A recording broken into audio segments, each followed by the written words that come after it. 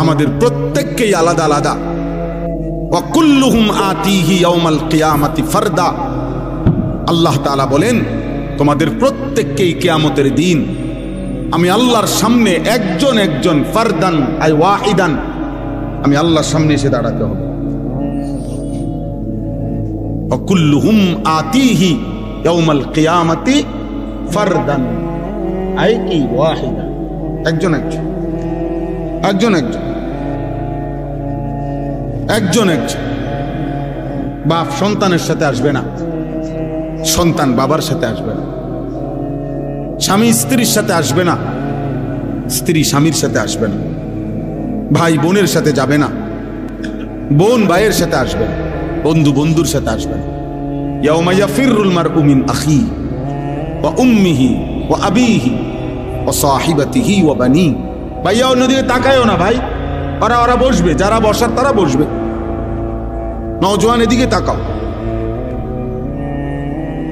তাইলে আল্লাহ তাআলা বলেন হাসরের ওই কঠিন ময়দানে ভাই ভাই থেকে পলায়ন করবে, মা পলায়ন করবে, বাবা পলায়ন করবে, স্ত্রী পলায়ন করবে, সন্তানগুলো পলায়ন।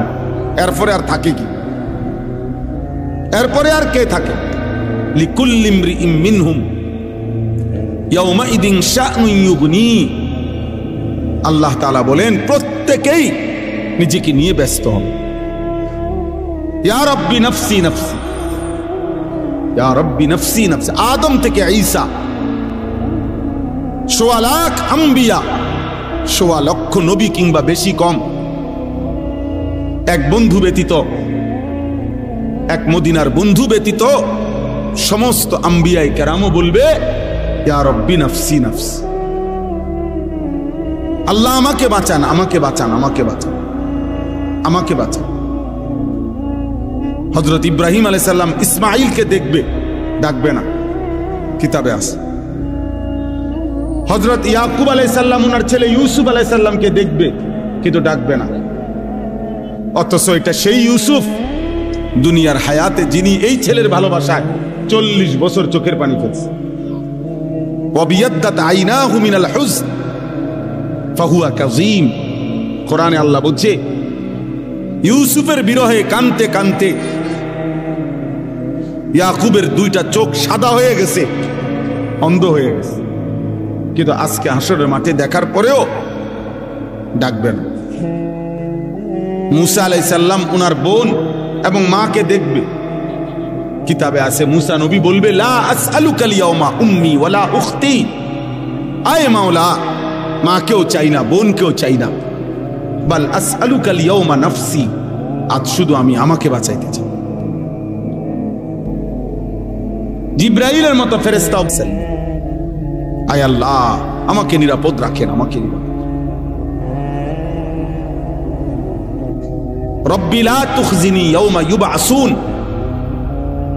ইব্রাহিম আলাইহিস সালামের মতো নবী কোরআনে আছে, আল্লাহ বলছেন, আল্লাহর কাছে দোয়া করছেন ইব্রাহিম নবী, যায় আল্লাহ কিয়ামতের দিন যখন সবাইকে কবর থেকে উঠাবেন সেদিন আমারে বেইজ্জতি করেন। রব্বি লা তুখজিনি, হাসরের দিন, কিয়ামতের দিন। রব্বি লা তুখজিনি ইয়াউমা ইউবআসুন। আল্লাহ হাসরের ওই কঠিন দিনে আমারে বেইজ্জতি করবেন না। ইব্রাহিম আলাইহিস সালামের মতো নবী বলছে ভাইয়া তুমি কে, আমি কে? তুমি আমি কে? আল্লাহ তাআলা কোরআনুল কারীমের মধ্যে বারবার বলছে বন্ধু আমার আপনি আখিরাত দিবসের ভয় দেখান।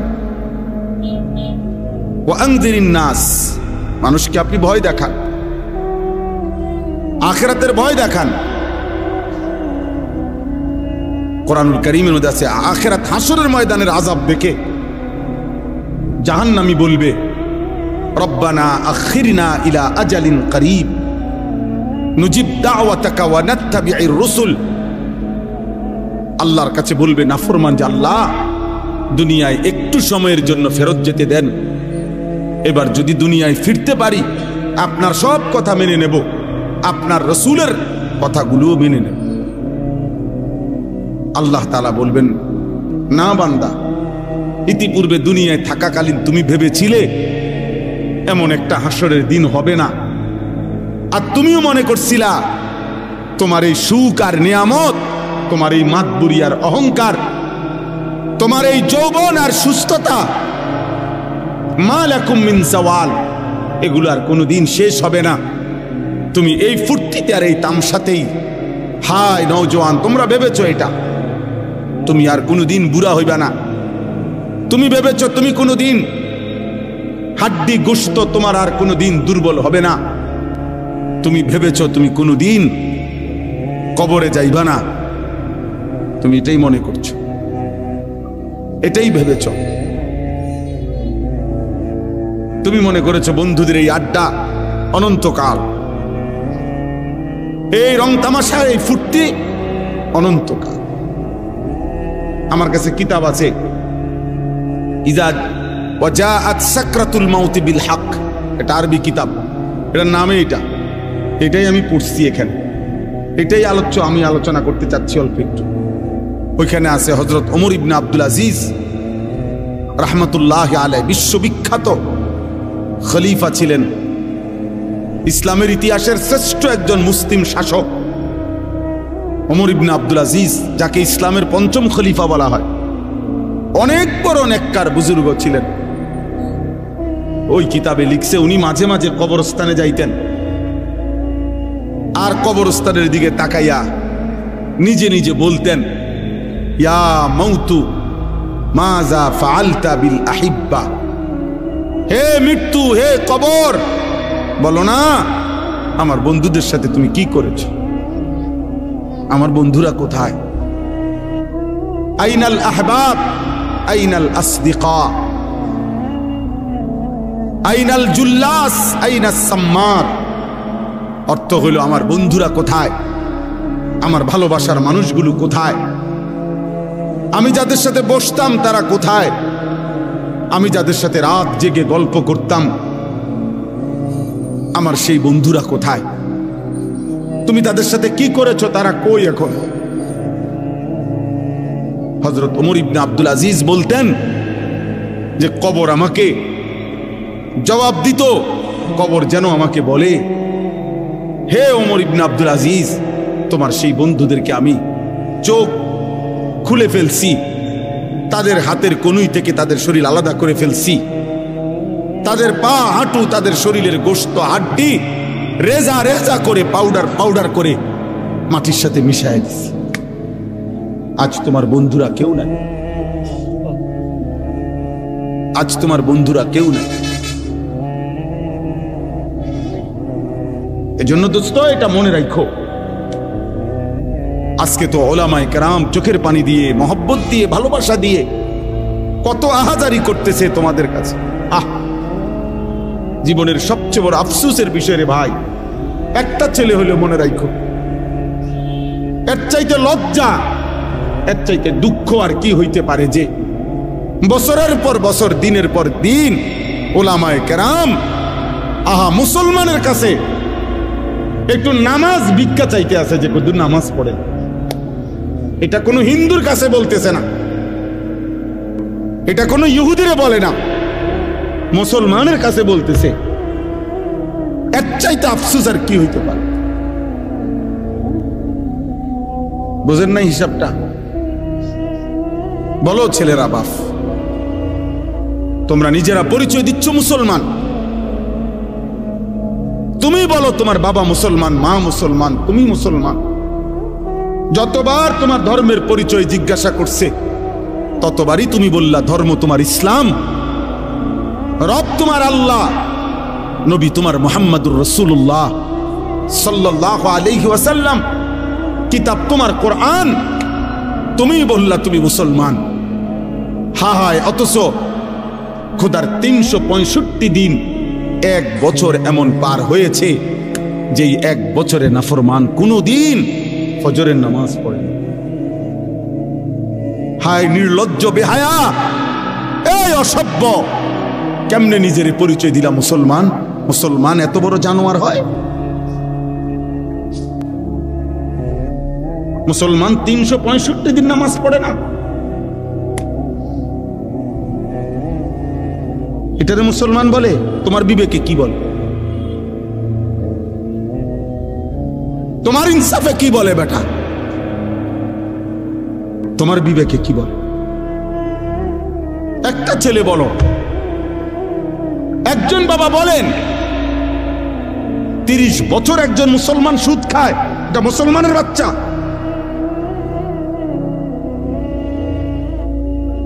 একটা মুসলমান 30 বছর ওজনে কম দেয় প্রত্যেক দিন, এটা মুসলমান? একটা মুসলমান বুঝি প্রত্যেক দিন নর্তকীর ছবি, নাটক, সিনেমা, নাচ, গান, টেলিভিশন দেখবে, এটা মুসলমান? একটা মুসলমান বুঝি 60 বছর পর্যন্ত বিড়ি সিগারেট খাবে, এটা মুসলমান? একটা মুসলমান বুঝি 60 বছর বয়সও কথায় কথায় গালিগালাজ করবে, এটা মুসলমান? ইনসাফ বলো ভাইয়া। যদি মানুষ হয়ে থাকো, জানোয়ার না হও, যদি ইনসান হও, যদি মায়ের পেটে জন্ম নিয়ে থাকো, যদি কোনো মুসলমান মার দুধ খাইয়া থাকো ছেলে, তাহলে মুসলমান এত বড় নিকৃষ্ট কেমনে হয়?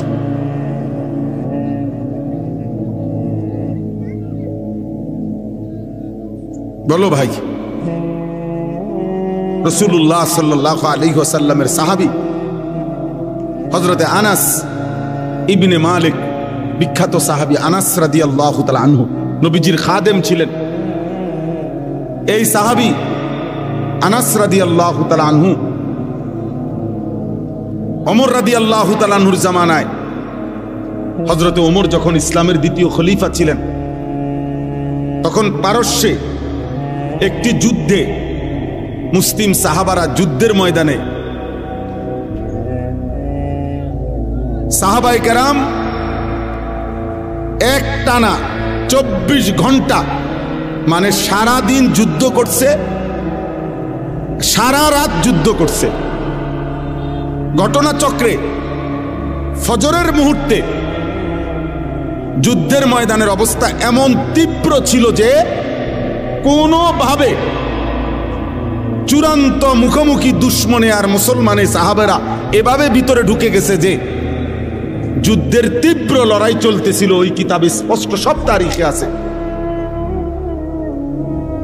ফজরের নামাজ ওয়াক্ত চলে যাইতেছে, কিন্তু মুসলিম সাহাবীরা যুদ্ধের ময়দানে যুদ্ধটা শেষ করতে পারতেছে না কোনোভাবে, কিন্তু ওনারা তীব্র আক্রমণ কইরা শেষ পর্যন্ত যখন আল্লাহ মুসলমানদের বিজয় দিছে, কিন্তু ঘটনাচক্রে এরই মধ্যে সূর্য উঠে গেছে, ফজরের ওয়াক্ত শেষ হয়ে গেছে।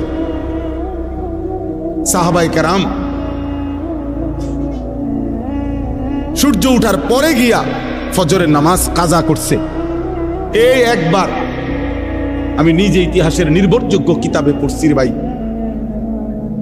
কিতাবে আছে হযরত আনাস রাদিয়াল্লাহু তাআলা আনহু পরবর্তীতে মৃত্যু পর্যন্ত, আনাস রাদিয়াল্লাহু তাআলা আনহু লম্বা হায়াত পাইছিলেন, উনি অনেক হায়াত পাইছেন, 90-এর ঊর্ধ্বে। পরবর্তী একেবারে বৃদ্ধ অবস্থায়ও যখনই ওনার কাছে ওই যুদ্ধের ঘটনা বলতো, মুসলমানদেরকে আল্লাহ বিজয় দিছেন, উনিও ছিলেন ওই যুদ্ধে, উনি অজরে কাঁদতে শুরু করতেন, কসম খোদার।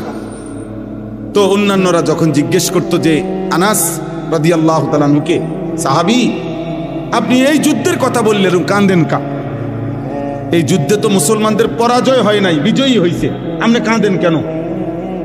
উনি বলছে আল্লাহর কসম, এটাই তো সেই যুদ্ধ যেই যুদ্ধ জীবনে আমার একবার ফজরের নামাজ কাজা করে ফেলছে।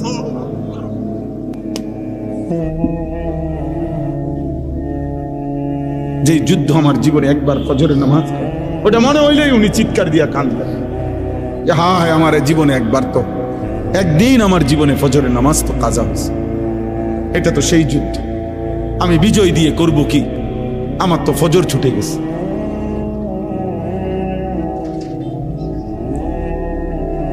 পুরা হায়াতে একদিনের একটি ফজরের নামাজ কাজা হয়েছে, ছেড়ে দেয় নাই।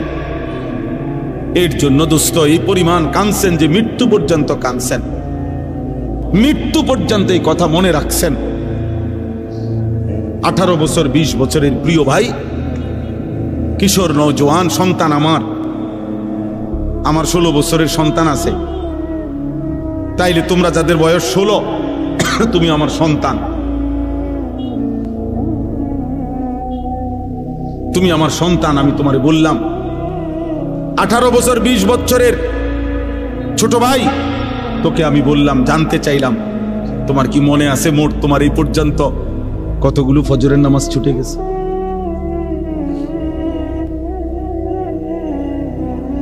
বলো ভাই। হুজুর এই মাত্র ফজরের নামাজের কথা বললেন। আহা, রাসূলুল্লাহ সাল্লাল্লাহু আলাইহি সাল্লাম স্পষ্ট বলছেন, লা ইয়াশহাদুহুমা মুনাফিকুন। এশার নামাজ এবং ফজরের নামাজে উপস্থিত হয় না কে? নবীজি পরিষ্কার বলছে, মুনাফিকুন, মুনাফিক। নবীজি স্পষ্ট বলছে যে ফজরের নামাজ পড়ে না সে মুনাফিক, যে এশার নামাজ পড়ে না সে মুনাফিক। তো সুপারিশ মিলবে কার থেকে বাবা? হ্যাঁ, যিনি সুপারিশ করবেন উনি তো তোমাকে বললেন মুনাফিক। তো তোমার সুপারিশ করবে তোমার কোন আব্বায়, তোমার কোন বাপে সুপারিশ করবে? হ্যাঁ, সুপারিশ কি? নবীর সুপারিশ মানে এটার কোনো নিয়ম কানুন নাই। নবী সাল্লাল্লাহু আলাইহি সাল্লাম দুনিয়াতে নাফরমান মৃত্যু পর্যন্ত বিড়ি খাইতে থাকবে, আর মরলেই হাসরের ময়দানে নবী সুপারিশ করে জান্নাত, এই তো না? সুদ খাইতে খাইতে কবরে যাবে, নবীজি হাসরের ময়দানে জান্নাত দিয়ে দিবেন সুপারিশ করে, এই তো সুপারিশ নাকি? কথা বলেন না কেন? এই সুপারিশ। তুমি যুবক নারী দেখতে দেখতে, উলঙ্গ ছবি দেখতে দেখতে, আরে নাফরমান বেনামাজি এই সেজদাবিহীন কপাল নিয়ে তুমি কবরে যাইবা, আর নবী তোমারে সুপারিশ করে জান্নাত দিয়ে দিবে, এইটা নি সুপারিশের অর্থ? কে বলছে এই কথা? কোনো নিয়ম কানুন নাই, কোনো কাগজপত্র নাই, কোনো ফাইলপত্র নাই। আহা, আহ, ধোকা দিছে অনেকের, যে কতক্ষণ ডুললে আর গজল গাইলে আর দুইয়ান জিলাপি খাইলে আর মুখে শুধু কইবা বিড়ি খাও আর সিগারেট খাও, সুদ খাও আর ঘুষ খাও, বেড়ি তোমার পর্দা করুক বা না করুক, হালাল হারাম মানো আর না মানো, শুধু কইবা নবীরে ভালোবাসি। এটা মুখে কইলে সারবো, এটা মুখে কইবা, শুধু এটা মুখে শুধু বলবা, গুনাহ ছাড়তে হবে না, বন্দেগী করতে হবে না, এমনি এমনি সুপারিশ হয়ে যাবে। সুপারিশের মানে এই হাউজে কাউসারের পানি, আপনি সাপকলের পানি আপনি সিপ দিবেন আর পানি পড়ে যাব? এটার জন্য কোনো কাগজপত্র দেখাইতে হবে না, এটার জন্য কোনো আমলনামা দেখাইতে হবে না। তাহলে এই জন্য একটা ছেলেকে বললাম, একজন বাবাকে বললাম, যারা ফজরের নামাজ, আমার শায়েখ, আমার হুজুর, আমার উস্তাদ, আমার মুরব্বী বলছেন, আমি এই জন্য ওই কথার তাকিদ করলাম। ফজরের নামাজ মুমিনের নামাজ। ফজরের নামাজ দ্বারা, প্রিয় ভাই ছেলেরা, বাবা শুনো বাপ, এটা কঠিন কিছু না, মোটেই কঠিন কিছু না। 4 রাকাত নামাজ কঠিন না, একটা মোবাইলে অ্যালার্ম দিয়ে রাখলেও উঠা যায়। আবার ঘুমাও, ফজরের পরে লাগলে তোমার ঘুম বাকি থাকলে তুমি আবার ঘুমাইও। ফজরের নামাজ পড়ার চেষ্টা না করলে, বিশ্বাস করেন এটা জরুরি বিষয়, এটা জরুরি বিষয়। ফজরের নামাজ অভ্যস্ত হইতেই হবে। রাসূলুল্লাহ সাল্লাল্লাহু আলাইহি ওয়াসাল্লাম বলছেন এটা, যে ফজর পড়ে না সে মুনাফিক। হযরত আব্দুল্লাহ ইবনে ওমর রাদিয়াল্লাহু তাআলা আনহুমা বলছেন, নবীজির জামানায় ফজরের নামাজের অনুপস্থিতি দেখে আমরা মুনাফিক চিনতাম। হযরত আব্দুল্লাহ ইবনে মাসউদ বলছে, নবীজি সাল্লাল্লাহু আলাইহি সাল্লাম কারো ঈমানের ব্যাপারে সন্দেহ করলে তাকে ফজরের নামাজে তালাশ করতেন, যদি ভাবতেন সে মুনাফিক কিনা। তাহলে তাকে ফজরের নামাজে তালাশ করতেন। 2 দিন 3 দিন ফজরে অনুপস্থিত দেখলে নবী বলতেন, হ্যাঁ আমি এমনটাই ভাবছিলাম যে আসলে সে মুমিন না মুনাফিক। এই জন্য দোস্ত, সব ছেলেরে বলি, প্রিয় ভাই আমার এই কথা মনে রাখো, জুমার নামাজ দিয়া, জুমার নামাজের অনেক ফজিলত, কিন্তু জুমার নামাজের মাধ্যমে মুমিন এবং মুনাফিক চিহ্নিত হয় না ফজরের নামাজ দিয়া। ফজরের নামাজ, ফজরের নামাজ তুমি তো মনে করছো জুমার নামাজ, না না, জুমার নামাজের নেকি আছে অনেক, কিন্তু তুমি মুমিন নাকি মুনাফিক এটা পার্থক্য করার প্রমাণ মাপকাঠি হলো ফজরের নামাজ। ফজরের নামাজ।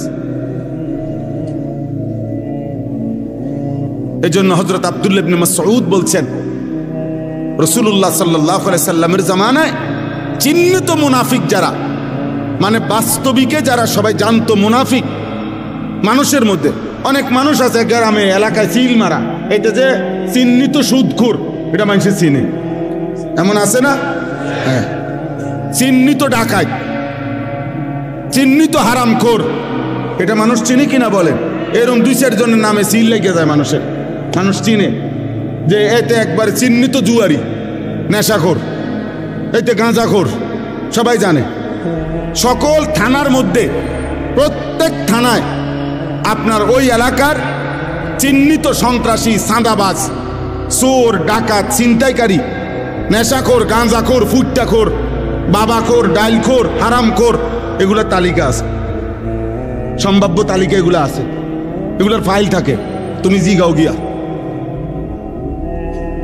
তো হযরত আব্দুল্লাহ ইবনে মাসউদ বলেন, নবীজির জামানায় এরকম যারা চিহ্নিত মুনাফিক, মানুষে জানতো ভিতরে ভিতরে যে সে মুনাফিক, কিন্তু সে তার মুনাফিকি ঢাকবার জন্য তিনি বলেন যে ওই চিহ্নিত মুনাফিকরাও ফজরের নামাজের জামাতে আসতো, যাতে মানুষ স্পষ্ট মুখের উপরে মুনাফিক না বলে, পিছে পিছে কয় কিন্তু সামনাসামনি যেন না বলে, এই জন্য ফজরের নামাজে আসতো। আব্দুল্লাহ ইবনে উবাই মদিনার মুনাফিকদের সর্দার ছিল, সে প্রথম কাতারে নামাজ পড়ত যাতে মানুষে মুনাফিক না ডাকে। এই জন্য দোস্ত অনুরোধ করলাম, ফজরের নামাজ বিজয়ের নামাজ, ফজরের নামাজ ইনকিলাব, পরিবর্তনের নামাজ। আজকে জন্য আমার হুজুরের ওই কথার থেকে আমিও গুরুত্ব দিলাম। তোমরা একটা ছেলে মনে রাখ, আমার কাছে কিতাব আছে গাড়িতে, আরবি মোটা কিতাব, ওই কিতাবের মধ্যে লিখছে ইহুদিদের ধর্মগ্রন্থ তাওরাতের মধ্যে আছে, এই কথাটা মনোযোগ দিয়ে শোনো, ইহুদিদের তাওরাত কিতাবের মধ্যে আছে মুসলমানদের ওই জামাত, মুসলমানদের ওই দলের দ্বারা ইহুদিদের চূড়ান্ত পতন হবে, ইহুদিরা চূড়ান্তভাবে ধ্বংস হবে। কিতাবে লিখছে তাওরাতের ভবিষ্যৎবাণী হলো আল্লাযীনা কানু ফি সালাতিল ফজরি কা সালাতিল জুমআ, মুসলমানদের যেই জামাত ফজরের নামাজে ওই পরিমাণ, জুমার নামাজে যেই পরিমাণ। কসম খোদা, ফজর আর জুমা বরাবর না হলে ওই দলের হাতে, ওই ব্যক্তিদের হাতে ইহুদিদের পতন হবে না, বরাবর হইতে হবে। এখন আমাদের জুমার নামাজ আর ফজরের নামাজ বরাবর, আরে মুসল্লি বরাবর 50, 4 ভাগের 1 ভাগ। আমাদের বিজয় অনেক দূরে, আমাদের বিজয় এখনো অনেক দূরে, আমাদের বিজয় এখনো অনেক দূরে। আমাদের বহু মেহনত, আরো রক্ত ঝরাইতে হবে, আমাদের আরো চোখের পানি পড়বে বাপ। আজ তো শুধু গাজাবাসী কাঁদতেছে, আজ তো শুধু ফিলিস্তিনের মজলুম কাঁদতেছে বাপ। গতকালকে রাত্রেরও খবর হলো প্রায় 4.5 লক্ষের চাইতে বেশি ফিলিস্তিনি ছোট ছোট মাসুম বাচ্চা নিয়া বাড়ি ঘর ছেড়ে দিয়ে অজানা উদ্দেশ্যে, আজকের খবর সব পত্রিকার খবরে আসছে, কারো কোনো গন্তব্য নাই, কোথায় যাবে জানে না, পথে পথে হাঁটতেছে খালি পায়ে, একজোড়া জুতাও নেই। আজকে রাতে, মানে গতকাল রাতে নৌবহর যেই জাহাজ, সমুদ ফ্লোটিলা, অর্থাৎ এক বিশাল নৌবহর, অনেক দেশের সম্মিলিত মানুষ, আমাদের বাংলাদেশেরও একজন আছে, যারা ফিলিস্তিনে সাহায্যের জন্য যাচ্ছিল, তাদেরকে আটকায় রাখছে, বাধাগ্রস্ত করছে। কোনোভাবেই এই সভ্য পৃথিবীতে, আধুনিক পৃথিবীতে ভাইয়া, কোনোভাবেই মুসলমানদের রক্ত থামছে না। এই বেঈমান অকাতরে ইসরায়েলের ওই বেঈমান ধ্বংস করে দিচ্ছে। এই পর্যন্ত 65, মাত্র 2 বছরে 65,000-এর চাইতে বেশি মুসলমান শুধু গাজার শাহাদাত বরণ করছে। প্রিয় নওজোয়ান, তোমরা মোবাইল দেখো, তোমাদের আর মোবাইলের নেশা শেষ হইল না। তোমরা নারী দেখো বাবা, তোমরা উলঙ্গ ছবি দেখো, তোমরা আর আল্লাহকে সেজদা দিও না, কারণ তোমাদের আল্লাহও লাগবে না, তোমাদের মরণও লাগবে না। তোমরা দেখো, নারী দেখো, ছবি দেখো, মোবাইলের অশ্লীল দৃশ্য দেখো, আর মোটরসাইকেল চালাও, আর সমবয়স বন্ধুদেরকে আড্ডা দাও, নেশা করো, গাঁজা খাও, যা মন চায় তাই করো, কারণ তোমাদের উপরে কোনো মুসিবত আসবে না। তোমাদেরকে শয়তান বলে দিছে, তোমাদেরকে ইবলিস বলে দিছে, তোমাদেরকে শয়তান বলে দিছে যে তোরা ঘাবড়াইস না, তোরা নাফরমানি করতে থাক, আমি দেখব তোদেরকে। হ্যাঁ, ইন্নামা ইয়াদউ হিজবাহু লিয়াকুনু মিন আসহাবিস সাঈর। আল্লাহ বলছে শয়তান তার দল বলকে ডাকতেছে প্রতিদিন যেন সকলে মিলে জাহান্নামী হয়, জাহান্নামী হয়। দুশ্মন আমাদেরকেও ছাড়বে না রে বাপ, আমাদেরকেও ছাড়বে না। আমাদের পার্বত্য চট্টগ্রাম হাতছাড়া হওয়ার পথে। আমাদের পার্বত্য চট্টগ্রাম বাংলাদেশের এই 3টা জেলা, রাঙ্গামাটি, বান্দরবন, খাগড়াছড়ি সহ ওই সাইড, যে কোনো মুহূর্তে হাতছাড়া হওয়ার পথে। এই যে এই পরিমাণ একটি ঘটনাকে কেন্দ্র করে খাগড়াছড়িতে আজকে কয়দিন টানা 24 ঘন্টা মারামারি, হানাহানি, গোলযোগ, আগুনে পুরানো হচ্ছে বাংলাদেশে। বাংলাদেশে বাংলাদেশে বাংলাদেশ যে কোনো কেউ বাংলাদেশের ম্যাপ কে বুঝবো, কারে বুঝাইবো? মোবাইল টিপাই তো তোমার সময় হয় না, বুঝবা কি তা?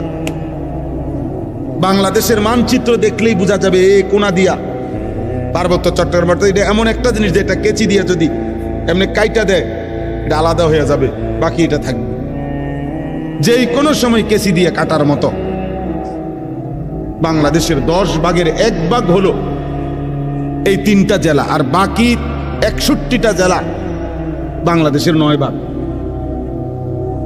বিশাল অঞ্চল, জেলা যদিও 3টা, এরিয়া অনেক বড়, বিশাল বড় এরিয়া।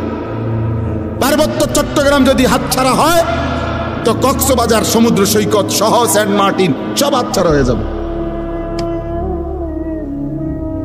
আর কিছুদিন পরে দেখবা উত্তরবঙ্গ নাই, রংপুর বিভাগের 8টি জেলায় প্রতিদিন খোদার কসম প্রতিদিন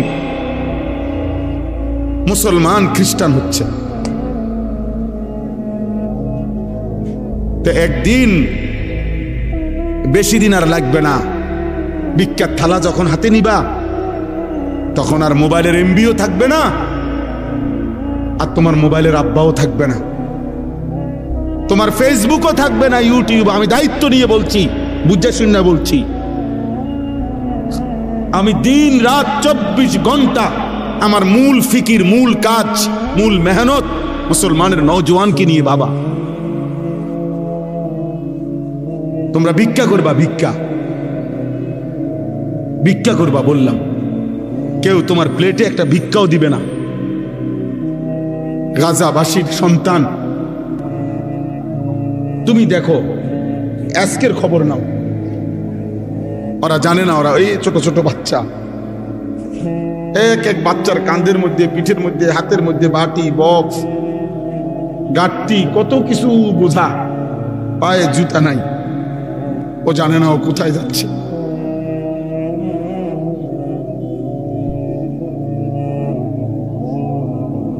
ও জানে না ও কোথায় যাচ্ছে। আমার একটা 4 বছরের মেয়ে আছে।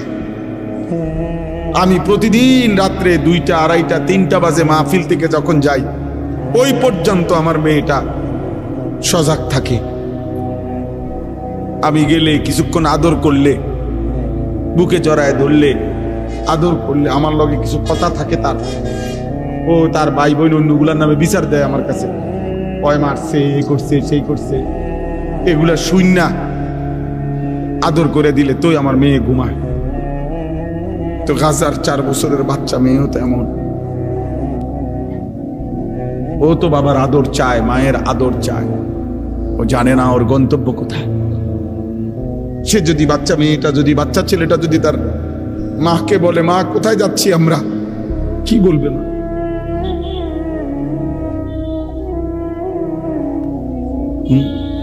কি ভাবছো ছেলেরা? আমরা তোমাকে চেহারা দেখলেই তো বুঝি অধিকাংশই মাগরিবের নামাজ পড়ো নাই, অধিকাংশই এশার নামাজ পড়ো নাই। যুবক, চেহারা দেখলেই চেহারার মধ্যে কোনো দয়া মায়ার চিহ্ন নাই। চেহারার চুল দেখলে বোঝা যায় না মুসলমানের বাচ্চা না বেঈমানের বাচ্চা। চুল দেখলে বোঝা যায় না। প্রতিদিন যত্ন করে 300 টাকা খরচ করে, সপ্তাহে 15 দিনে, 1 মাসে 300-500 টাকা খরচ করে, আহা মুসলমান বেঈমানের মতো, ওই কুত্তাদের মতো, মুশরিকের মতো চুল রাখতেছ। একজন চুল কাটার পিছনে সময় ব্যয় করতেছে ঘন্টার পর ঘন্টা। অথচ 12 কিলোমিটার পায়ে হাইটা, পত্রিকা আসছে গাজার একটা বাচ্চা 12 কিলোমিটার পায়ে হাইটাও একটা রুটি পায় নাই। এরপরে যখন একটা রুটি নিছে, ফিরে আসতেছিল তখন বুলেটের আঘাতে ওই বাচ্চাটা ঝাঁঝরা হয়ে গেছে। ক্ষুধার্ত সন্তান আর রুটি খাইতে পারে না। আল্লাহ যেন বলছে, আমি তোরে জান্নাত থেকেই মেহমানদারি করব।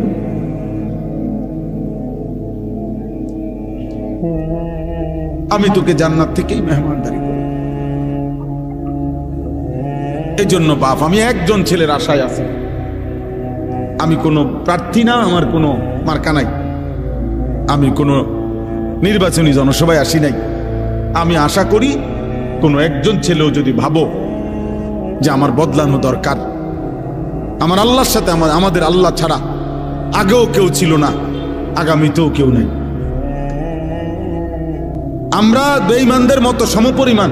আমরা যদি 200 কোটি মুসলমানও রাত দিন মাড়ি গাড়ি পরিশ্রম করি, তারপরও কাফের মুশরিকদের সমপরিমাণ দুনিয়া, অর্থ সম্পদ, ক্ষমতা, অস্ত্র সরঞ্জাম আমাদের হবে না। আমি বললাম এটা হবে না। আল্লাহ যদি কাফের চাইতে বেশি পরিমাণ দুনিয়া ইমানদারদেরকে দিত, তো নবী মুহাম্মদকেই দিত। কথা বোঝো নাই? রাসূলুল্লাহ সাল্লাল্লাহু আলাইহি সাল্লামকেই দিত, কারণ ওনার চাইতে বেশি তোমারে ভালোবাসে। কথা বলে না? নবীজির চাইতে বেশি ভালোবাসে তোমারে। তো যেদিন আল্লাহর নবী পেটে ক্ষুধার কষ্টে 2টা পাথর বাঁধছিলেন, সেদিন আল্লাহ ছিলেন? কথা বলে না? আরে আল্লাহ ছিল কিনা বলো না? যেদিন নবীজি সাল্লাল্লাহু আলাইহি সাল্লামের দান শহীদ করা রক্তে উহুদের প্রান্তরে পড়েছিলেন ঘন্টার পর ঘন্টা, সেদিন আল্লাহ ছিল? তো তুমি বুঝো না? দুনিয়া মিলবে না বেঈমানের মতো। আমরা যদি বিল্ডিং বানাই 30 তালা, তো বেঈমান স্বাভাবিক বিল্ডিং বানাবে 150 তালা। তুমি ওই পর্যন্ত যাবে কোন দিন? তোমার বিল্ডিং যেদিন হবে 330 তালা, ওদের বিল্ডিং হয়ে যাবে 200 তালা।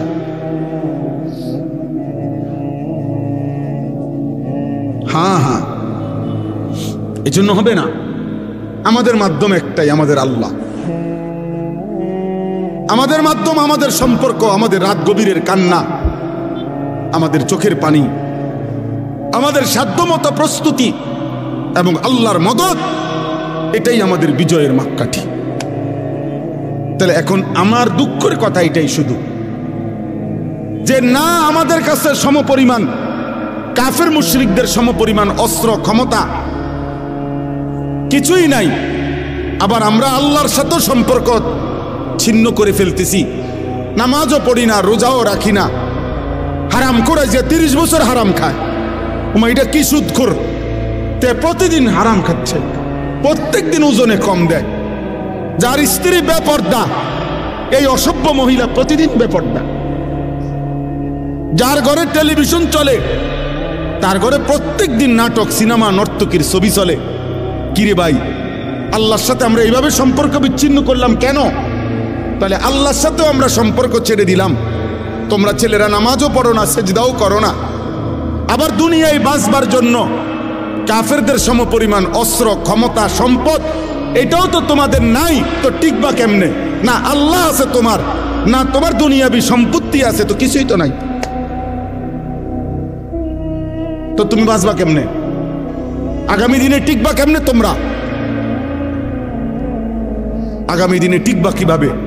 কি মনে হয় ইসরায়েল ফিলিস্তিনের সমস্ত মুসলমান হত্যা করলে আর কারো উপরে আক্রমণ করবে না? তো কথা বলে না কেন?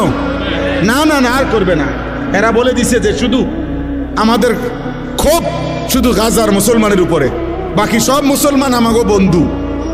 তাহলে তাহলে বলো ভাই, বলো। এই জন্য দয়া করে, আমাদের আল্লাহ ছাড়া কেউ নাই, আমাদের খবর আমাদের কথা শুনবার মতো আমাদের আল্লাহ, আমাদের খবর নেবে একজনই, তিনি আল্লাহ, তিনি আল্লাহ। আমাদের দুনিয়া শেষ না, আমাদের মৃত্যু, আমাদের কবর, আমাদের আখেরাত, আমাদের হাসর, এটা আমাদের মূল টার্গেট, মূল টার্গেট। হাকিমুল উম্মত মুজাদ্দিদুল মিল্লাত হযরত মাওলানা শাহ আশরাফ আলী থানভী রাহমাতুল্লাহ আলাইহি, ওনার মুনাজাতের মধ্যে আছে, আজীবন উনি যেই মুনাজাত করতেন আমাদের কওমি মাদ্রাসাগুলোতে শেখানো হয়, ওইখানে আছে একটা লাইন, এটাও হাকিমুল উম্মত বলতেন, কোন পৌঁছেগা হামে তেরে সওয়া। আয় আল্লাহ, আপনি ছাড়া আমাদের কথা জিজ্ঞাসা করে কে? আমগো খবর নেয় কে? আমগো খবর নেয় কে? ইসরায়েলের ওই প্রধানমন্ত্রী নেতানিয়াহু দুনিয়াবি কোন দেশকে, কোন সংস্থা, কোন সংঘ কাউকে পাত্তা দেন। ওই দিন জাতিসংঘে সে যখন বক্তব্য দিতে দাঁড়াইছে নেতানিয়াহু, সব দেশের প্রেসিডেন্ট অধিকাংশই চলে গেছে জাতিসংঘের সদর অফিস থেকে, হলরুম থেকে, মানে তার বক্তব্যের মুহূর্তে সবাই উঠে চলে গেছে। এখন আমি মাত্র ওয়াজ করতে বইলাম, আর আপনারা যদি সব উঠটা জানগা আমার দেখা, তাহলে আমার কাছে এটা প্রেস্টিজে লাগবে কিনা? কথা বলে না কেন? আমার লজ্জা লাগবে না যে এটা ইন্নারিল্লা, আমার এটা করলোটা কি? এত বড় বেইজ্জতি আইন না?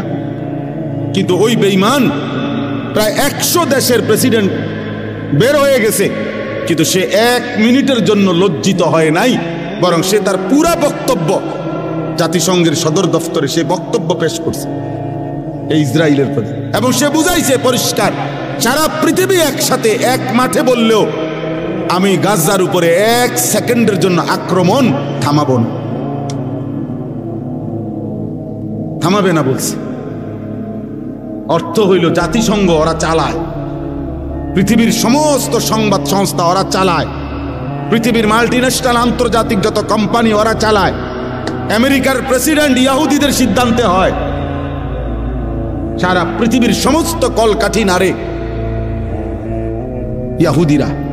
বাহ্যিকভাবে তাদের ক্ষমতাই যে তুমি আমি যে কাউকে চাইলে মিনিটের মধ্যে গুম করে ফেলবে, পৃথিবীর থেকে নিশ্চিহ্ন করে দিবে। আর এটা আমরা মাথায় রেখেই চলি, হারায় গেলে হারায় গেলাম, অসুবিধা কি? মরে গেলে মরেই গেলাম, মরে যাওয়ান তো আর কোনো শরমের কিছু না। কথা বলে না? কিন্তু ওরা কাউকে পাত্তা দেয় না। এক আল্লাহর আযাব ছাড়া, আল্লাহর ফয়সালা ছাড়া, মুমিনের চোখের পানি ছাড়া, আমাদের সম্মিলিত হিম্মত ছাড়া, আল্লাহর মদত ছাড়া, বাহ্যিক কোনো শক্তি বক্তৃতা বিবৃতি দিয়া এই বেঈমানদের থামানো যাবে না। ফেরাউনরে বক্তৃতা দিয়ে নি থামাইছে, না মহান আল্লাহর গজব দিয়ে? নমরুদকে বক্তৃতা দিয়ে নি থামাইছে, না আল্লাহর গজব দিয়ে? হ্যাঁ, তো সেই মালিককে তো বলতে হবে, আল্লাহর কাছে তো চাইতে হবে, আল্লাহকে তো সেজদা দিবে। চলো ভাই, আজকে নিয়ত করি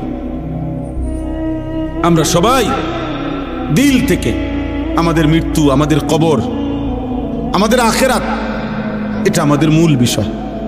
সবাই মিলে নিয়ত করো। কিশোর ছেলেরা, আমার আশা ভরসার এক কেন্দ্রস্থল নওজোয়ান, তোমরা সিদ্ধান্ত নাও, এমনটা কইরো না বাপ। নিজেদেরও ক্ষতি হবে, ইসলামেরও ক্ষতি হবে, মুসলমানদেরও ক্ষতি হবে বাপ। তুমি আল্লাহ চাহে তো তোমাদের যাদের বয়স 16, 18, 20, 22 বছর, বাবা তোমরা তো আল্লাহ চাহে তো বিয়ে করবা। আল্লাহ যদি হায়াত দেয় তো, আল্লাহ যদি দেয় তোমাদেরও সন্তান হবে একদিন ইনশাআল্লাহ। আল্লাহ যদি বাঁচায় তোমাদেরকে, তুমি ভেবে দেখো বাপ, আগামী 20 বছর পরে যদি তুমি বা তোমার পরিবার বংশধর সন্তানের নিরাপত্তা না থাকে, কি হবে বাপ? গুনাহ তো আযাব টেনে আনে। কোরআনুল কারীমে আছে কিনা, আল্লাহ এটা বারবার বলছি কিনা, আমাদের সমস্ত আযাব গজব দুনিয়াতে যা হয় কিসের কারণে? গরু ছাগলের গুনার কারণে। কার গুনাহ? কার গুনাহ বলেন না? মানুষের গুনাহ। বিমা কাসাবাত আইদিন নাস, মানুষের হাতের কামাই। বিমা কাসাবাত আইদিকুম, আল্লাহ বলছে তোমাদের হাতের কামাই। আমাদের গুনাহ না গরু ছাগলের গুনাহ? গরু ছাগলের তো কোনো গুনাহই নাই, কুকুর বিড়ালের তো কোনো গুনাহই নাই। আমাদের গুনাহ আমাদের উপরে আযাব আনবে। নবীজি বলছে তোমাদের গুনাহ তোমাদের উপরে আগুনের বৃষ্টি আনবে। খোদার কসম, হাদিস। তোমাদের গুনাহ তোমাদের জন্য ভূমিকম্প টেনে আনবে। তোমাদের গুনাহ তোমাদের মাটি ধসায় দিবে। তোমাদের গুনাহ তোমাদের চেহারা বিকৃত করে দেবে। তোমাদের গুনাহ তোমাদের উপরে পাথরের বৃষ্টি বর্ষণ হবে। হ্যাঁ, ফারতাকিবু ইনদা যালিকা রিহান হামরা ওয়া জালজালাতান ওয়া খাসফান ওয়া মাসখান ওয়া কাযফান।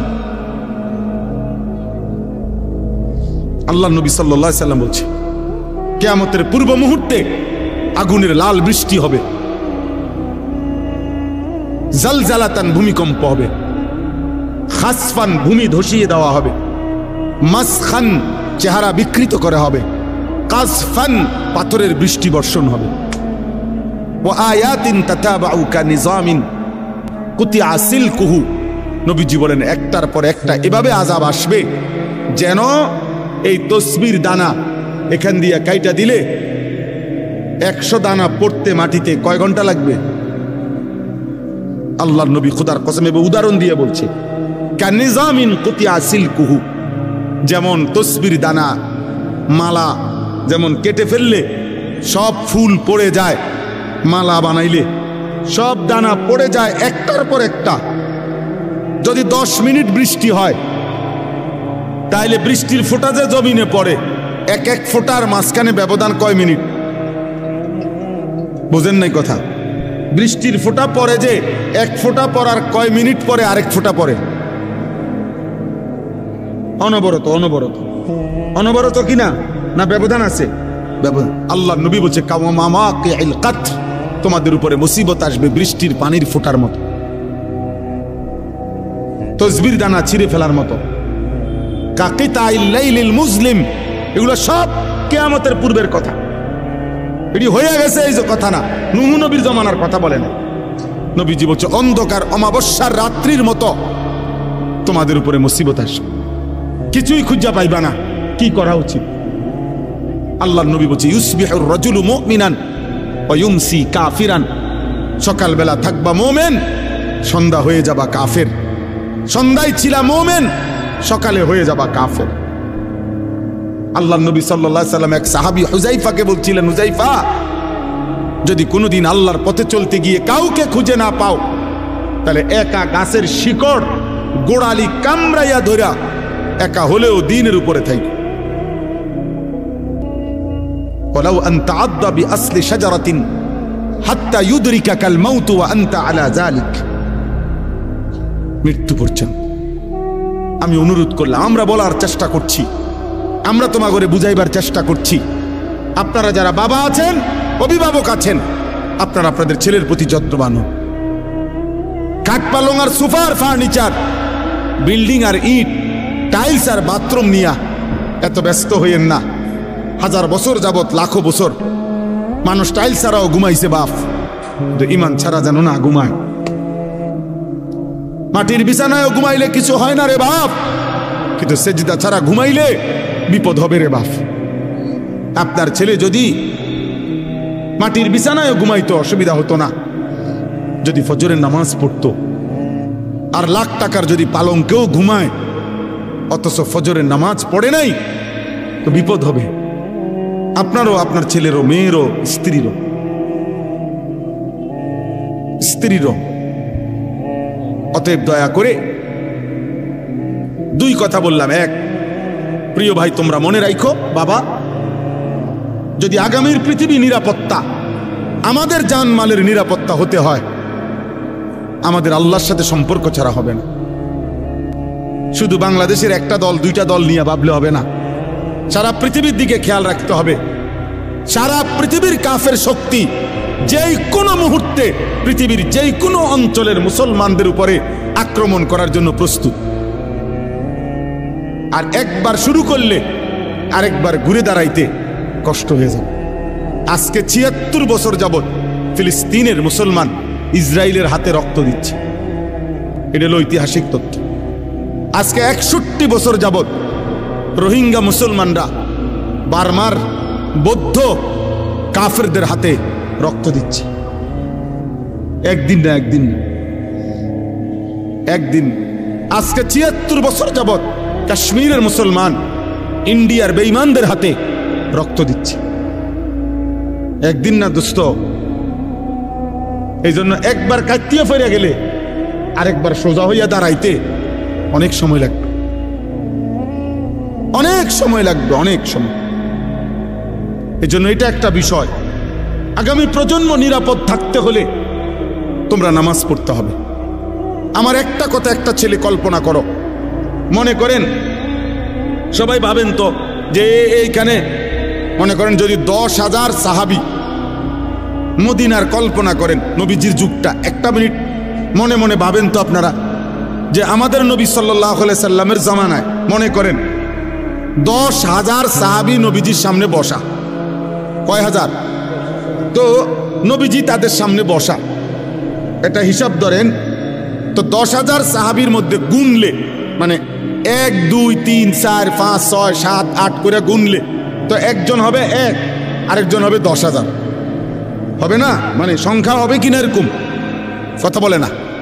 কিন্তু প্রশ্ন হলো এখন আমার, যে এবার আমরা কল্পনা করেন তো 1 নম্বর জন মনে করেন সামনে বইছে, আর 10,000 নাম্বার যার সিরিয়ালে উনি মনে করেন একদম পিছনে। তো এই 10,000 সাহাবীর সামনে কল্পনা করেন যে ফজরের নামাজ পড়তো কয়জন, কয় পার্সেন্ট?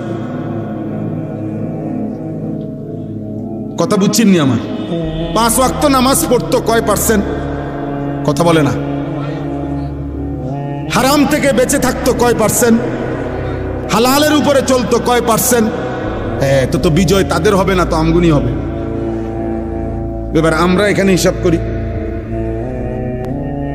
এখানে আমরা যদি 1000 মানুষ হই, তো এবার আমাদের হিসাব করেন, গুনেন, আমরা গুনে ফজরের নামাজ কয় পার্সেন্ট? মোবাইলে নারী দেখে না, ছবি দেখে না, উলঙ্গ দৃশ্য দেখে না, আমি জানি। 16 বছরের ছেলের হালাত কি, 14 বছরের ছেলের হালাত কি, ক্লাস 9-এর ছেলের হালাত কি। অসংখ্য যুবক, নওজোয়ান কিশোর মৌলানা সাহেব জিনা করতে করতে ক্লান্ত হয়ে গেছে, বেবিচার করতে করতে ক্লান্ত হয়ে গেছে। এমন ছেলেও 1000 বার চোখের পানি ফেলে আমগো কাছে দোয়া চাইছে, দোয়া চায়, যে সারা রাত উলঙ্গ ছবি দেখে, যার নিজের লজ্জাস্থান নিজের হাত দ্বারা শেষ করে দিছে।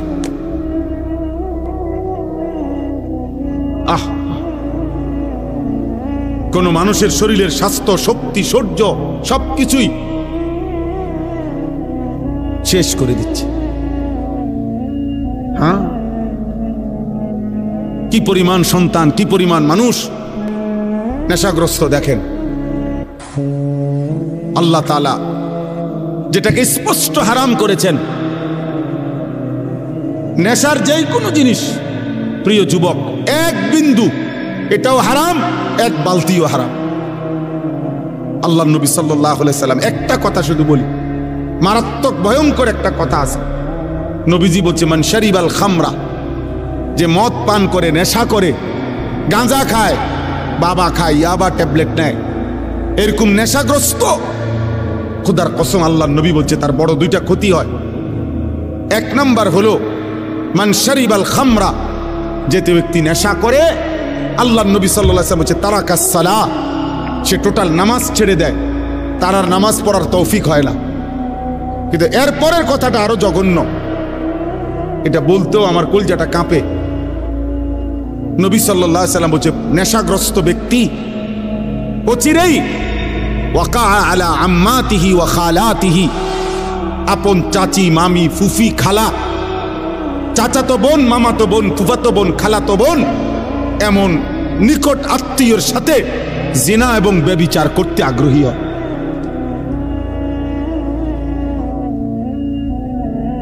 আল্লাহর কসম নবী বলছে।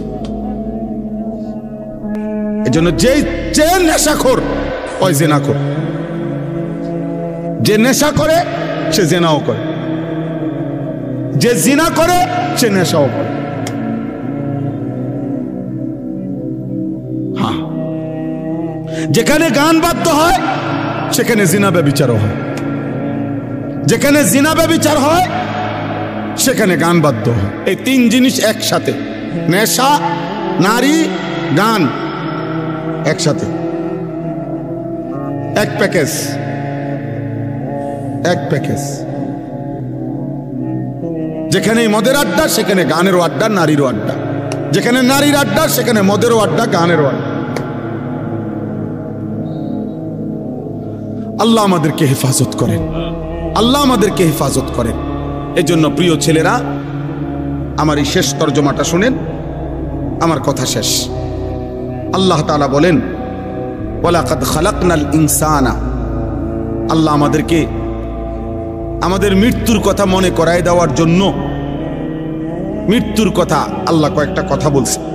এক নম্বর, আল্লাহ বলে শোনো, আমি আল্লাহই প্রত্যেকটা মানুষকে সৃষ্টি করেছি। এক, ওয়া না'লামু মা তুওয়াসবিসু বিহি নাফসু, আল্লাহ তাআলা বলে প্রত্যেকের অন্তরের গভীরে যত গুনাহের কুমন্ত্রণা, গুনাহের আগ্রহ আমি আল্লাহ জানি, লুকাইতে পারবা না। আমার আল্লাহ থেকে লুকানো সম্ভব? কথা বলেন না, উঠাউঠি করেন না। আর 5টা মিনিট শেষ, আমার তর্জমা বললেই শেষ। দোয়া করে যাও ভাই, ছেলেরা কষ্ট করছো, দোয়া করো, দোয়া করে যাও। এরপরে ওয়া নাহনু আকরাবু ইলাইহি মিন হাবলিল ওয়ারিদ, আল্লাহ বলে যেই রগগুলোর মাধ্যমে, শিরা উপশিরার মাধ্যমে শরীরের ভিতরে সারা দেহে রক্ত সঞ্চালন হয়, আমি আল্লাহ তোমার ওই রগ রেশা শিরা উপশিরার চাইতেও কাছে। এই 3টা জিনিস প্রথম আল্লাহ বলছে। 1, আমি তোমাকে বানিয়েছি। 2, তোমার অন্তরের গভীরে যা আছে, যা মনে হয় দিলের ভিতরে, আমি তা জানি। 3, আমার আল্লাহ বলেন তোমার গর্দান সহ সারা দেহের রগ রেশা শিরা উপশিরার চাইতেও আমি কাছে।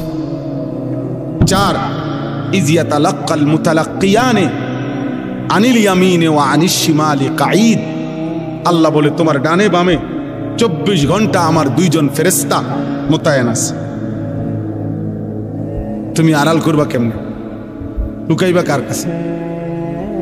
5, মা ইয়ালফিজু মিন কাউলিন ইল্লা লাদাইহি রাকিবুন আতীদ, আল্লাহ বলে তোমার জবান দিয়ে ভালো কিংবা মন্দ যা কিছু উচ্চারণ হয়, জিকির হোক, গালি হোক, ভালো হোক, মন্দ হোক, আল্লাহ তাআলা বলেন আমার একজন তৎপর চৌকান্না, একজন ফেরেশতা আলাদা তোমার জবানের প্রতিটা উচ্চারণ লিখে রাখছে।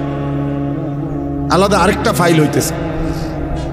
এই 5টা কথা আল্লাহ বলছে যে বান্দা, এক হলো আমি তোমাকে সৃষ্টি করেছি, 2 তোমার অন্তরের শেষ কোণায় ভিতরে যা আছে আমি তাও জানি, 3 এই মাশাআল্লাহ দেখেন একটা মজার বিষয় হলো এই অনুভূতি জাগলে ভালো। এই যে ওই ছেলে মোবাইল ছবি উড়াইতে চাইছিল, আরো 3-4 জন একসাথে ধমক দিছে, তার মানে ওনারা এতক্ষণের জন্য হইলেও বুঝছেন যে এটা হুজুর পছন্দ করে না।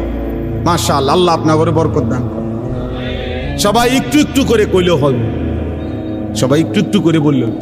বাপ যদি চোখের এক ফোঁটা পানি ফেলেও যদি ছেলেটাকে বলতো, বাপ তোরে কষ্ট করছে আমি ছোট্টবেলার থেকে, বাপ আদর করে করে বড় করছি রে বাপ, তুমি আমার আল্লাহর নাফরমানি করো না বাপ, তুমি নামাজ পড়ো। একজন স্বামী ইচ্ছা করলে প্রয়োজনে স্ত্রীর কাছে এক ফোঁটা চোখের পানি ফেলেন, ফেলে বলেন, বিবি তোমারে আমি অনেক ভালোবাসি, তুমি আল্লাহর ওয়াস্তে বেপর্দা হইও না, তুমি বেনামাজি থাইকো না রে, নিয়ত করো চলো আমরা 2 জনে একসাথে নামাজ পড়ে যেন আখিরাত আমরা 2 জনেই জান্নাতি হই। হাদিসের মধ্যে আছে জান্নাতি বান্দাকে যদি, আরে মিয়া 70,000 না, যদি 70 কোটি জান্নাতের হুরও দেওয়া হয়, তারপরেও দুনিয়ার স্ত্রী যদি জান্নাতি হইতে পারে, খোদার কসম ওই স্বামীর জন্য দুনিয়ার স্ত্রীর তৃপ্তির চাইতে, সুখের চাইতে 70 কোটি হুরের সুখ বেশি হবে না, হালাল স্ত্রী যতটা আনন্দময় হবে। হ্যাঁ, কারণ সে যুদ্ধ করে কষ্ট সহ্য করে জান্নাতি হইছে, আর হুর তো জান্নাতেই তৈরি হয়েছে। এজন্য 70 কোটি না, 70,000 কোটি হুরের চাইতেও দুনিয়ার স্ত্রী দাম যদি সে জান্নাতি হয়। আল্লাহ কোরআনে বলছে, উদখুলুল জান্নাতা আনতুম ওয়া আজওয়াজুকুম তুহবারুন। বাহ, আল্লাহ বলছে জান্নাতে, হাসরের ময়দানে আল্লাহ বলবে, তোমরা তোমাদের স্ত্রী যাদের নেককার, তোমরা তোমাদের বিবিদেরকে সাথে নিয়ে তোমরা হাসতে হাসতে উদখুলুল জান্নাহ, জান্নাতে ঢোকো, জান্নাতে ঢোকো। এক লগেই তো ঢুকতে দিছিল, স্বামী স্ত্রীরা এক লগেই তো দিছিল, ইয়া আদম উসকুন আনতা ওয়া যাওজুকাল জান্নাহ, এক লগেই তো থাকতে দিছিল। আদম এবং হাওয়া এক লগে থাকতে দিছিল না? হ্যাঁ, বুঝা গেল স্বামী স্ত্রী নেককার হলে এই মজাটাই আলাদা, এই জান্নাতটাই আলাদা। আল্লাহ আমাদেরকে তৌফিক দান করে। ওয়াজাআত সাকরাতুল মাউত বিল হক, আল্লাহ বলেন, এই দেখেন শেষ কথাটা বোঝেন। আল্লাহ বলে, বান্দা তোমাকে আমি বানিয়েছি, আমি তোমার ভিতরেরটাও জানি, আমি তোমার শিরা উপশিরা রগ রেশারও কাছাকাছি। আমার 2 জন ফেরেশতা তোমার ডানে বামে, আমার আরেকজন ফেরেশতা তোমার জবানের সব লিখে রাখে। এই ব্যবস্থাপনার এই বেষ্টনীর ভেতরেই একদিন ভালো করো আর মন্দ করো, কাজে লাগাও আর নষ্ট করো, এই অবস্থায় একদিন সত্য সত্য তোমার মৃত্যু যন্ত্রণা শুরু হয়ে যাবে আর তোমার মৃত্যু হয়ে যাবে। যালিকা মা কুনতা মিনহু তাহিদ, যেই মৃত্যু থেকে তুমি পলায়ন করতে চেয়েছি, যেই মরণ তুমি চাও নাই কোনোদিন, তুমি না চাইলেও সেই মরণ একদিন চলেই আসবে। আসবে তো? কথা বলেন না? অতএব আপনি বুদ্ধিমান হন আর বেকুব হন, চালাক হন আর বোকা হন, আপনি মরে যাবেন। আপনি হাসেন কিংবা কাঁদেন, মরে যাবেন। সুখে থাকেন কিংবা দুঃখে থাকেন, মরে যাবেন। 3 বেলা খানা খান আর উপাস থাকেন, মরে যাবেন।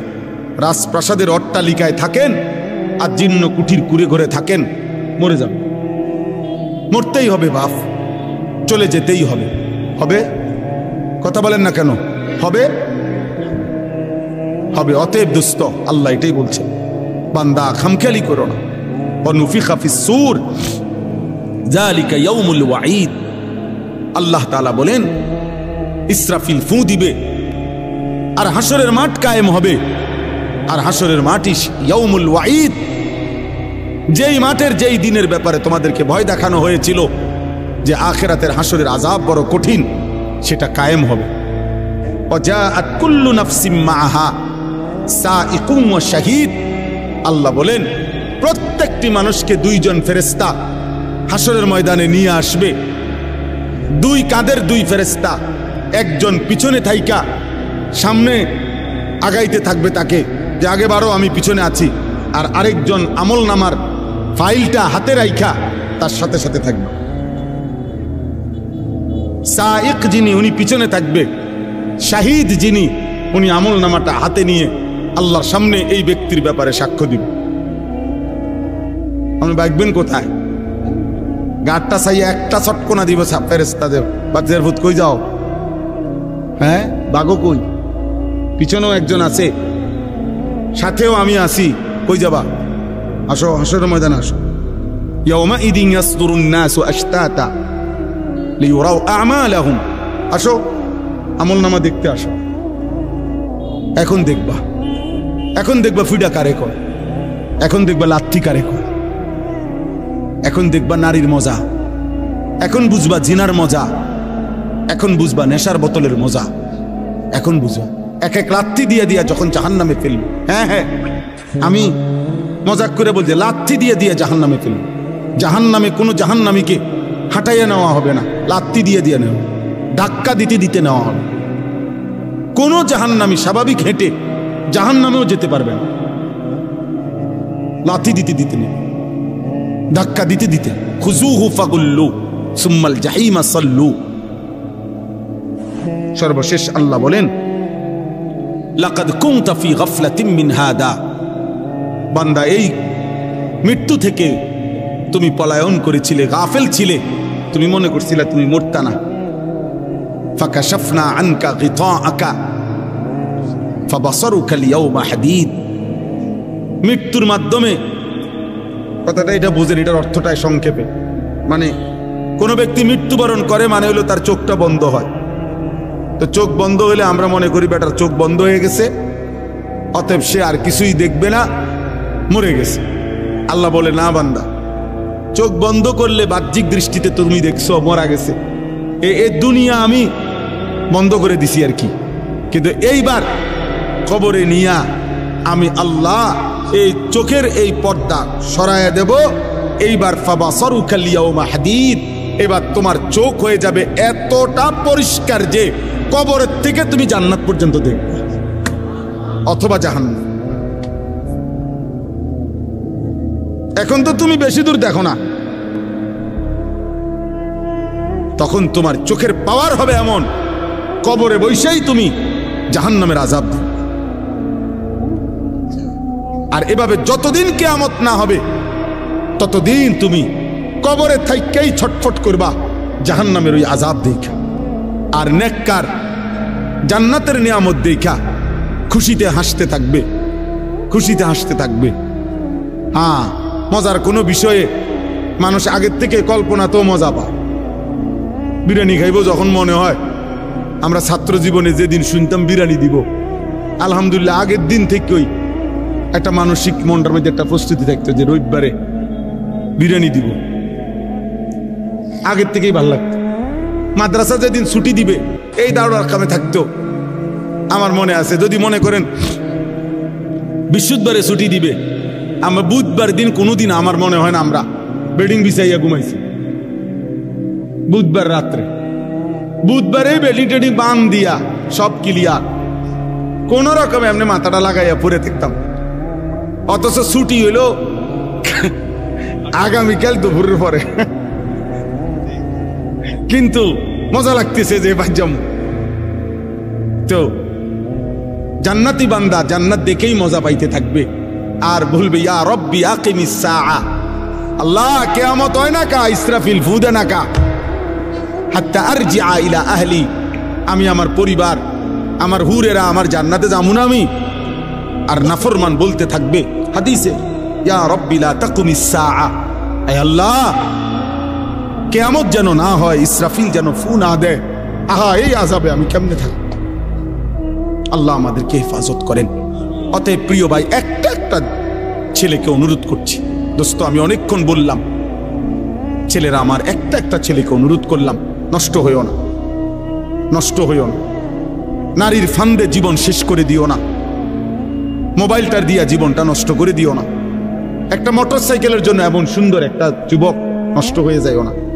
12,000 14,000 টাকার একটা মোবাইলের কাছে এমন একটা হায়াত, এমন একটা জীবন চরিত্রহীন বানায় দিও না, বরং জীবনটা সুন্দর করার চেষ্টা করেন। প্রত্যেকের কাছে অনুরোধ, নবী সাল্লাল্লাহু আলাইহি সাল্লামের একটা সুন্নাত আমল করবেন। আল্লাহ তাআলা আমাদেরকে তৌফিক দান করেন। আমি এক্ষুনি ইনশাআল্লাহ দোয়া হবে